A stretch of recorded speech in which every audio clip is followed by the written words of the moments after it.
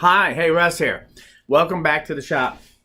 Yesterday I did a video on my circle cutting jig for my bandsaw, and I did get a couple of quick questions about it, about how I made it.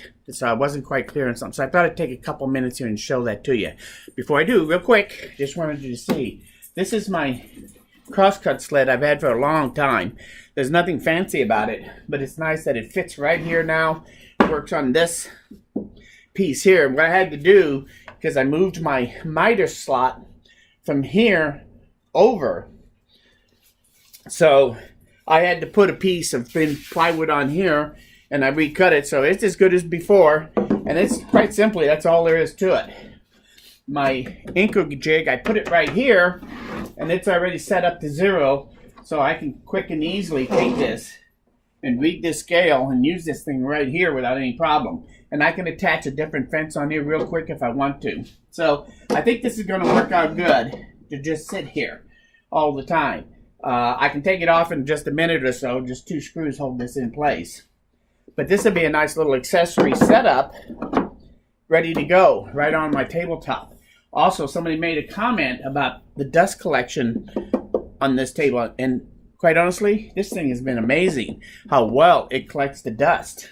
And so I'm very happy with this setup. Anyway, so much for bloviating. So if I put my circle cutting jig back on here, and what he wanted to know was how I got these and this all to work together. And quite simply, what I did was, this is where my slot is on my table saw fence, bandsaw table, and I drilled a hole 1 inch apart right here. Now the distance from right here to the front of this blade is around 10 inches. But in order to get these to line up perfectly, all I did is I pre-drilled these holes and lettered them. And then I take my pin and I slipped it in a hole. Excuse me. I put it in the A hole itself. Can't get around that one, can we? Anyway. And then I took a regular square, because I did start with this piece being square. I put this here, and it won't quite reach the blade, so I just throw a straight edge in here, like so. And in order to get these lines in the right place, it has to be right at the front of where this blade is where I make my mark. So I set it in A, push it up against there, take my square now, and I bring it over until this touches that blade. And everything is nice and square. Now I can take a pencil and I draw this line down through here.